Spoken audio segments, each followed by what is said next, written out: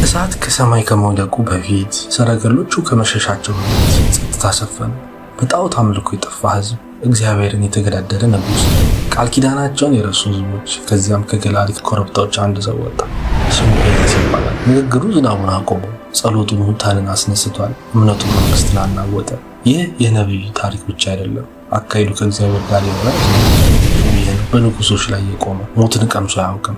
የታላቁ ነቢይ የኤልያስ ታሪክ ይህ ነው። የነቢዩ ኤልያስ ታሪኩ እንደ መብረቅ ነው የገባው። ምንም የልደት ታሪክ፣ ስለ ቤተሰቡ የተጻፈ ምንም የለም። መጽሐፍ ቅዱስ በቀላሉ እንዲህ ይላል። በገለዓድ ቴስብያዩ ነቢዩ ኤልያስ አክዓብን በፊቱ የቆምኩት የኃያላን አምላክ የእስራኤል አምላክ ሕያው እግዚአብሔርን ከአፌ ቃል በቀር በእነዚህ ዓመታት ጠልና ዝናብ አይወርድም አለው። ንጉሥ አክዓብ በእስራኤል ታሪክ ውስጥ ከነበሩት በጣም ክፉ ነገሥታት አንዱ ነበር። ንግሥት ኤልዛቤልን አግብቶ ምድሪቱን በጣዖት ሞላ፣ በተለይም በዓል በተባለ ጣዖት። ነቢዩ ኤልያስ ፍቃድ አልጠየቀም፣ በድፍረት ተናግሮ ከዚያ ጠፋ። እግዚአብሔር ነቢዩ ኤልያስን በምድረ በዳ እንዲሸሸግ አደረገው። ከዚህ ተነስተህ ወደ ምስራቅ ሂድ፣ በዮርዳኖስም ትይዩ ባለው በኩራት ፈፋ ውስጥ ተሸሸግ፣ ከወንዙም ትጠጣለህ፣ ቁራዎቹም በዚያ ይመግቡ ዘንድ አዝዣለሁ አለው። ጠዋትና ማታ ቁራዎች ዳቦና ስጋ ያመጡለት ነበር። በድርቅ መካከል እግዚአብሔር ለነቢዩ ምግብ ሰጠው። ከብዙ ቀንም በኋላ በምድር ላይ ዝናብ አልነበረምና ወንዙ ደረቀ። የእግዚአብሔርም ቃል ወደ ኤልያስ መጣ፣ እንዲህም አለው፣ ተነስተህም በሲዶና አጠገብ ወዳለችው ወደ ሰራፕታ ሂድ፣ በዚያም ተቀመጥ፣ እነሆም ትመግብ ዘንድ አንዲት ባልቴት አዝዣለሁ አለው። ተነስቶም ወደ ሰራፕታ ሄደ። ወደ ከተማይቱን በር በደረሰ ጊዜ እንጨቶችን ስትሰበስብ አገኛት። እርሱም ጠርቶ የምጠጣው ጥቂት ውሃ በጽዋም ታመጭልኝ ዘንድ ለምንሻለሁ አላት። ውሃም ልታመጣለት በሄደች ጊዜ ወደ እርሷ ጠርቶ ቁራሽ እንጀራ በእጅሽ ይዘሽ ትመጪ ዘንድ ለምንሻለሁ አላት። አንድ እፍኝ ዱቄትና ትንሽ ዘይት ብቻ ነበራት። እርሷም አምላክ ሕያው እግዚአብሔርን በማድጋ ካለው ከእፍኝ ዱቄት በማሰሮን ካለው ከጥቂት ዘይት በቀር እንጀራ የለኝም። እነሆም ገብቼ ለእኔና ለልጄ ጋግረው ዘንድ በልተነው ምንሞት ዘንድ ጥቂት እንጨት ይሰበስባለሁ አለ። ነቢዩ ኤልያስም አላት፣ አትፍሪ፣ ይልቅስ ሄደሽ እንዳልሽው አድርጊ። አስቀድመሽ ግን ከዱቄቱ ለእኔ ታናሽ እንጎቻ አድርገሽ አምጭልኝ። ከዚያም በኋላ ለአንቺና ለልጅሽ አድርጊ። የእስራኤል አምላክ እግዚአብሔር እንዲህ ይላልና በምድር ላይ እግዚአብሔር ዝናብ እስከሚሰጥበት ቀን ድረስ ዱቄቱ ከማድጋ አይጨርስም፣ ዘይቱ ከማሰሮ አይጎልም። እሷም ታዘዘች፣ ተአምርም ሆነ። እርሷም ሄዳ እንደ ነቢዩ ኤልሳ ቃል አደረገች። እርሷና እርሱ ቤቷን ብዙ ቀን በሉ። ከቀን ወደ ቀን ዱቄቱና ዘይቱ አላለቀም። ከዚያም በኋላ የባልቴቱ ልጅ ታመመ። ትንፋሹም እስኪታጣ ድረስ ደዌው እጅግ ከባድ ነበረ። እሷም ነቢዩ ኤልያስን የእግዚአብሔር ሰው ከአንተ ጋር ምን አለኝ? ኃጢአቴንስ ታስብ ዘንድ ልጄንስ ትገድል ዘንድ ወደ እኔ መጥተሃልን? አለችው። ነቢዩ ኤልያስም ልጅሽን ስጭኝ አላት። ከብብቷም ወስዶ ተቀምጦበት ወደ ነበረው ሰገነት አወጣው፣ በአልጋውም እንዲያጋደመው። ወደ እግዚአብሔርም አቤቱ አምላኬ ሆይ ልጇን በመግደል ይህችን ትቀበለኝ የነበረችውን ባልቴት እንዲህ ደግሞ አስጨነካትን ብሎ ጮኸ። ብላቴናውም ላይ 3 ጊዜ ተዘረጋበት። ወደ እግዚአብሔርም አቤቱ አምላኬ ሆይ የዚህ ብላቴና ነፍስ ወደ እርሱ ትመለስ ዘንድ እለምንሃለሁ ብሎ ጮኸ። እግዚአብሔርም የነቢዩ ኤልያስን ቃል ሰማ። የብላቴናውም ነፍስ ወደ እርሱ ተመለሰች፣ እርሱም ዳነ። ነቢዩ ኤልያስም እነሆ ልጅሽ በሕይወት ይኖራል ብሎ ለእናቱ ሰጣት። መበለቲቱ እግዚአብሔር ሰው እንደሆነ የእግዚአብሔርን ቃል በአፈ እውነት እንደሆነ አሁን አወቅኩ አለችው። 3 ዓመታት አለፉ። ከዚያም እግዚአብሔር እንዲህ አለ፣ ሂድ ራስህን ለአክዓብ ተገለጥ፣ በምድር ላይም ዝናብ እሰጣለሁ የሚል የእግዚአብሔር ቃል ወደ ኤልያስ መጣ። አክዓብም ነቢዩ ኤልያስን ባየው ጊዜ እስራኤልን የምትገለባብጥ አንተ ነህን? አለው። ነቢዩ ኤልያስም እስራኤልን የምትገለባብጡ የእግዚአብሔርንም ትእዛዝ ትታችሁ በዓልን የተከተላችሁ አንተና የአባትህ ቤት ናችሁ እንጂ አይደለውም። አሁንም ልከህ እስራኤልን ሁሉ በኤልዛቤልም ማዕድ የሚበሉትን 450 የበዓልን ነቢያት 400ም የማምለኪያ ዐፀድ ነቢያትን ወደ እኔ ወደ ቀርሜሎስ ተራራ ሰብስብ አለ። አክዓብም ወደ እስራኤል ልጆች ሁሉ ልኮ ነቢያትን ሁሉ ወደ ቀርሜሎስ ተራራ ሰበሰበ። ነቢዩ ኤልያስም ወደ ሕዝቡ ሁሉ ቀርቦ እስከ መቼ ድረስ በሁለት ሐሳብ ታነክሳላችሁ? እግዚአብሔር አምላክ ቢሆን እርሱን ተከተሉ፣ በዓልን ግን አምላክ ቢሆን እርሱን ተከተሉ አለ። ሕዝቡም አንዲት ቃል አልመለሱለት። ኤልያስም ሕዝቡን አለ፣ ከእግዚአብሔር ነቢያት እኔ ብቻ ቀርቻለሁ፣ የበዓል ነቢያት ግን 450 ናቸው። 2 ወይፈኖች ይስጡን፣ እነርሱም አንድ ወይፈን ይምረጡ፣ እየበለቱም ይቁረጡት፣ በእንጨቱም ላይ ያኖሩት፣ በበታቹም እሳት አይጨምሩ። እኔም 2ኛውን ወይፈን አዘጋጃለሁ፣ በእንጨቱም ላይ ያኖራለሁ፣ በበታቹም እሳት አልጨምርም። እናንተም የአምላካችሁን ስም ጥሩ፣ እኔም የእግዚአብሔርን ስም እጠራለሁ። ሰምቶም በእሳት የሚመልስ አምላክ እርሱ አምላክ ይሁን። ሕዝቡም ሙሉ ይህ ነገር መልካም ነው ብለው መለሱ። ነቢዩ ኤልያስም የበዓል ነቢያት እናንተ ብዙዎች ናችሁና አስቀድማችሁ አንድ ወይፈን ምረጡና አዘጋጁ፣ የአምላካችሁንም ስም ጥሩ፣ በበታችሁም እሳት አትጨምሩ አላቸው። ወይፈኑንም ወስደው አዘጋጁ። ከጧት እስከ ቀትርም ድረስ በዓል ሆይ ስማን እያሉ የበዓልን ስም ይጠሩ። ድምፅም አልነበረም፣ የሚመልስም አልነበረም። በሰሩትም መሠዊያ ዙሪያ እያነከሱ ያሸበሽቡ ነበር። በቀትርም ጊዜ ነቢዩ ኤልያስ አምላክ ነውና በታላቅ ቃል ጮኹ። ምናልባት ሐሳብ ይዞታል፣ ወይም ፈቀቅ ብሏል፣ ወይም ወደ መንገድ ሄዷል፣ ወይም ተኝቶ እንደሆነ መቀስቀስ ያስፈልገዋል እያለ አላገጠባቸው። ቀትርም ካለፈ በኋላ መስዋዕተ ሰርክ እስኪደርስ ትንቢት ይናገሩ ነበር። ድምፅም አልነበረም፣ የሚመልስና የሚያዳምጥም አልነበረም። የበዓል ነቢያት ቀኑን ሙሉ እየጨፈሩ ይጮሃሉ፣ እሳት አልመጣም። ነቢዩ ኤልያስም ስምህ እስራኤል ይሆናል የሚል የእግዚአብሔር ቃል እንደደረሰለት እንደ ያዕቆብ ልጆች ነገድ ቁጥር 12ቱን ድንጋዮች ወሰደ። ከድንጋዮቹም ለእግዚአብሔር ስም መሠዊያ ሰራ። በመሠዊያውም ዙሪያ 2 መስፈሪያ ያህል የሚይዝ ጉድጓድ ቆፈረ። እንጨቱንም በተርታ አደረገ። ወይፈኑንም በብልቱ ቆረጠ፣ በእንጨቱም ላይ አኖረ። 4 ጋን ውሃ ሙሉ በሚቃጠለው መስዋዕትና በእንጨቱ ላይ አፍስሶ አለ። ደግሞም ድገሙ አለ። እነርሱም ደገሙ። እርሱም 3ኛ አድርጎ አለ። 3ኛም አደረጉ። ከዚያም ነቢዩ ኤልያስ ወደፊት ሄደ፣ ጸለየ። አቤቱ የአብርሃምና ይስሐቅ የእስራኤል አምላክ ሆይ አንተ በእስራኤል ላይ አምላክ እንደሆንክ እኔም ባሪያህ እንደሆንኩ ይህም ሁሉ በቃልህ እንዳደረግኩ ዛሬ ይገለጥ። አንተ አቤቱ አምላክ እንደሆንክ ልባቸውም ደግሞ እንደመለሰ ይህ ሕዝብ ያውቅ ዘንድ አቤቱ ስማኝ አለ። የእግዚአብሔርም እሳት ወደቀች፣ የሚቃጠለውንም መስዋዕቱንም እንጨቱንም ድንጋዮችንም አፈሩንም በላች፣ በጉድጓድ ውስጥ ያለውንም ውሃ ላሰች። ሕዝቡም ሁሉ ያንን ባዩ ጊዜ በግንባራቸው ተደፍተው እግዚአብሔር እርሱ አምላክ ነው አሉ። ኤልያስም ከበዓል ነቢያት አንድ ሰው እንዳያመልጥ ያዟቸው። ኤልያስም ወደ ቂሶን ወንዝ ወስዶ በዚያ አስፈጃቸው። ከዚያም ነቢዩ ኤልያስ ወደ ቄርሜሎስ ተራራ ወጥቶ ዝናብ እንዲዘንብ ጸለየ። ብላቴናውንም ወጥተህ ወደ ባህሩ ተመልከት አለው። ወጥቶም ተመልክቶ ምንም የለም አለ። 7 ጊዜ አገልጋዩን ወደ ባህሩ እንዲመለከት አዘዘው። በ7ኛው ጊዜ የሰው እጅ የምታህል ታናሽ ደመና ከባህር ወጣች አለ እና ከጥቂት ጊዜ በኋላ ሰማዩ ከደመናውና ከነፋሱ የተነሳ ጨለመ፣ ዝናብም ሆነ፣ ድርቁ አብቅቷል። አካብም ነቢዩ ኤልያስ ይህን ሁሉ እንዳደረገ ነቢያትንም ሁሉ በሰይፍ እንደገደለ ለኤልዛቤል ነገራት። ንግሥት ኤልዛቤል ግን ተናደደች፣ ነቢዩ ኤልያስን ለመግደል ተማለች። ኤልያስም ነገ በዚህ ጊዜ ነፍስ ከእነዚህ እንዳንዲቱ ነፍስ ባላደርጋት አማልክት ይህን ያርጉብኝ፣ ይህንንም ይጨምሩብኝ ብላ ወደ ኤልያስ መልእክት ላከች። ነቢዩ ኤልያስም ፈርቶ ተነሳ፣ ነፍሱንም ሊያድን ሄደ። እርሱም 1 ቀን የሚያህል መንገድ በምድረ በዳ ሄደ። መጥቶም በቁጥቋጦው ዛፍ በታች ተቀመጠና እንዲህ አለ። እርሱም 1 ቀን የሚያህል መንገድ በምድረ በዳ ሄደ።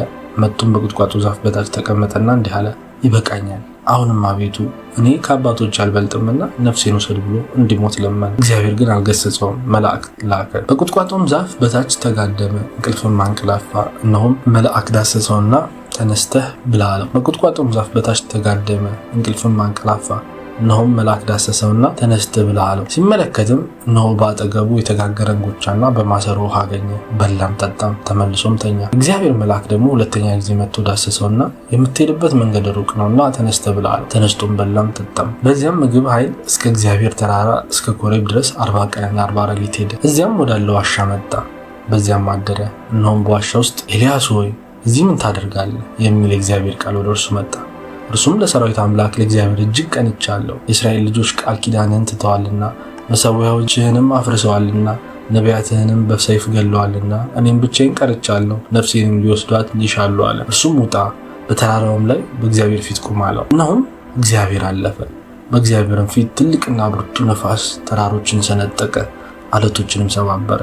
እግዚአብሔር ግን በነፋስ ውስጥ አልነበረም። ከነፋሱ በኋላ የምድር መናወጥ ሆነ። እግዚአብሔር ግን በምድር መናወጥ ውስጥ አልነበረም። ከምድር መናወጥ በኋላ እሳት ሆነ። እግዚአብሔር ግን በእሳት ውስጥ አልነበረም። ከእሳቱም በኋላ ትንሽ የዝምታ ድምፅ ሆነ። ኤልያስም ያን በሰማ ጊዜ ፊቱን በመጎናጸፊያው ሸፈነ፣ ወጥቶም በዋሻው ደጃፍ ቆመ። እነሆ ኤልያስ ሆይ በዚህ ምን ታደርጋለህ የሚል ድምፅ ወደ እርሱ መጣ። እግዚአብሔር ነቢዩ ኤልያስን በመጣበት መንገድ በምድረ በዳ ወደ ደማስቆ ተመለስ ብሎ ነገረው። እሱ ብቻውን አልነበረም። አሁንም በእስራኤል ውስጥ ጉልበታቸውን ለባዕል ያላንበረከኩ በአፋቸውም ያልሳሙ 7000 ታማኝ ሰዎች ነበሩ። ከዚያም ሄደ፣ የሳፋጥንም ልጅ ኤልሳዕን በ12 ጥማድ በሬዎች ሲያርስ እርሱም ከ12ኛው ጋር ሆኖ አገኘው። ነቢዩ ኤልሳዕም ወደ እርሱ አልፎ መጎናጸፊያውን ጣለበት፣ የጥሪ መልእክት ነበር። በሬዎቹንም ተወ።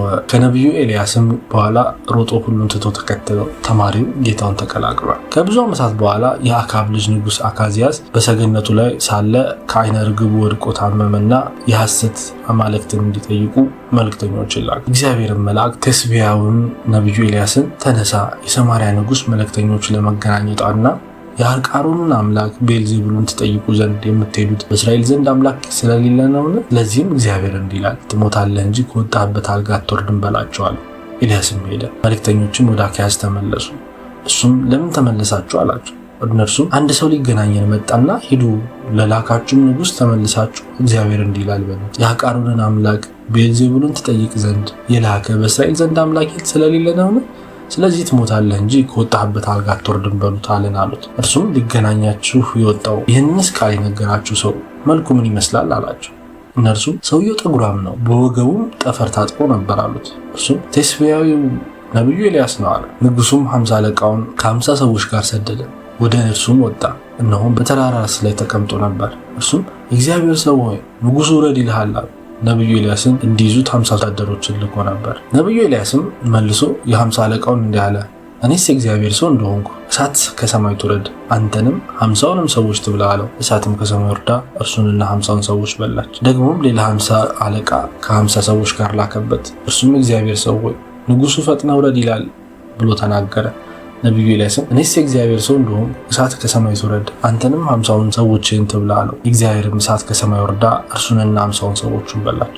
ደግሞም ሶስተኛ 50 አለቃ ከ50 ሰዎች ጋር ሰደደ። ሶስተኛው የ50 አለቃ መጥቶ በነቢዩ ኤልያስ ፊት በጉልበቱ ተንበረከከና እግዚአብሔር ሰው ነፍሴና የእነዚህ የ50ውን ባሪያዎች ነፍስ በፊት የከበረች ትሁን። እነሆ እሳት ከሰማይ ወርዳ ፊተኛውን ሁለቱን የ50 አለቃዎችና 50ውን ሰዎች በላች። አሁን ግን ነፍሴ በፊት የከበረች ትሁን ብሎ ለመነው። እግዚአብሔርን መልአክ ነቢዩ ኤልያስን ከእርሱ ጋር ውረድ አትፍራውም አለው። ተነስቶም ከእርሱ ጋር ወደ ንጉሥ ወረደ። ትሑት የ100 አለቃ በመጣ ጊዜ ነቢዩ ኤልያስ ከእርሱ ጋር ሄደ። ነቢዩ ኤልያስም እግዚአብሔር እንዲህ ይላል፣ የአቃሮንን አምላክ ቤልዜቡልን ትጠይቅ ዘንድ መልእክተኞችን ልካልና ትሞታለህ እንጂ ከወጣህበት አልጋ አትወርድም አለው። ኤልያስም እንደተናገረው እንደ እግዚአብሔር ቃል አካዝያስ ሞተ። የነቢዩ ኤልያስ ጊዜ እያበቃ ነበር። እግዚአብሔር ነቢዩ ኤልያስን በአውሎ ነፋስ ወደ ሰማይ ሊያወጣው በወደደ ጊዜ ነቢዩ ኤልያስ ከኤልሳ ጋር ከገልጊላ ተነሳ። ነቢዩ ኤልያስም ኤልሳን እግዚአብሔር ወደ ቤቴል ልኮኛልና በዚህ ቆይ አለው። ኤልሳም ሕያው እግዚአብሔርን በሕያው ነፍስህም እምላለሁ አልለየህም ወደ ቤቴልም ወረዱ። ነቢዩ ኤልያስም ኤልሳን እግዚአብሔር ወደ ቤቴል ልኮኛልና በዚህ ቆይ አለው።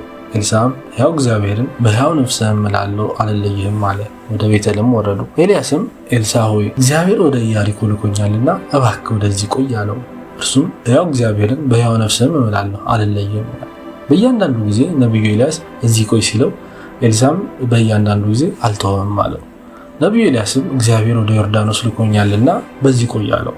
እርሱም ሕያው እግዚአብሔርን በሕያው ነፍስህም እምላለሁ አልለየህም አለ። ሁለቱም ሄዱ። ነቢዩ ኤልያስም መጎናጸፊያውን ወስዶ ጠቀለለው፣ ውሃውንም መታ፣ ወዲህና ወዲያም ተከፈለ። ሁለቱም በደረቅ ተሻገሩ። ከዚያም እንዲህ ሲል ጠየቀ። ከተሻገሩም በኋላ ነቢዩ ኤልያስ ኤልሳን ከአንተ ሳልወሰድ አደርግልህ ዘንድ የምትሻውን ለምን አለው። ኤልሳም መንፈስህ በእኔ ላይ 2 እጥፍ ይሆን ዘንድ ለምናለሁ አለው። እርሱም አስቸጋሪ ነገር ለምንሃል፣ ነገር ግን ከአንተ ዘንድ በተወሰድኩ ጊዜ ብታየኝ ይሆንልሃል፣ አለዚያ ግን አይሆንልህም አለው። ሲሄዱም እያዘገሙም ሲጫወቱ እነሆ የእሳት ሰረገላና የእሳት ፈረሶች በመካከላቸው ገብተው ከፈሏቸው። ነቢዩ ኤልያስም በአውሎ ነፋስ ወደ ሰማይ ወጣ። ኤልሳም አይቶ አባቴ አባቴ ሆይ የእስራኤል ሰረገላና ፈረሰኞች ብሎ ጮኸ። ከዚያም ወዲያ አላየውም። ያ ግን መጨረሻ አልነበረም። ከብዙ 100 ዓመታት በኋላ ጌታችን ኢየሱስ ከጴጥሮስ ከያዕቆብና ከዮሐንስ ጋር በደብረ ታቦር ተራራ ላይ ነቢዩ ኤልያስ ከሙሴ አጠገብ ቆሞ ታየ። በያዕቆብ መልእክት ውስጥ ኤልያስ የጸሎት ሰው እንደነበር ይታወሳል። ኤልያስ እንደኛ የሆነ ሰው ነበረ። ዝናብ እንዳይዘንብ አጥብቆ ጸለየ። በምድርም ላይ 3 ዓመት ከ6 ወር አልዘነበም። ሁለተኛም ጸለየ፣ ሰማዩም ዝናብ ሰጠ፣ ምድሪቱም ፍሬዋን አበቀለች። የያዕቆብ መልእክት ምዕራፍ 5 ቁጥር 17። እናም ሁሉም በአንድ ድምፅ በአንድ ሰውና በአንድ ተልእኮ ተጀመረ። ኤልያስ አልሞተም። ስጋና ነፍሱ ወደ ሰማይ በእሳት ሰረገላ ተወሰደ። ሕይወቱ በእሳት በእምነት በፍርሃት እና ከእግዚአብሔር ጋር ባለው ጥልቅ ቅርርብ የተሞላ ነበር። የአንድ ሰው ድምፅ በእግዚአብሔር ፊት ሊቆም እንደሚችል ያስተምረናል። የአንድ ሰው ጸሎት ሰማያትን ሊከፍት ይችላል እና አንድ ሰው ለእግዚአብሔር ከተገዛ ሀገርን ሊለውጥ ይችላል። ይህ ነቢዩ ኤልያስ ነበር፣ የእሳት ነቢይ፣ ያልሞተው ሰው። ለእግዚአብሔር ምስጋና ይሁን። አሜን።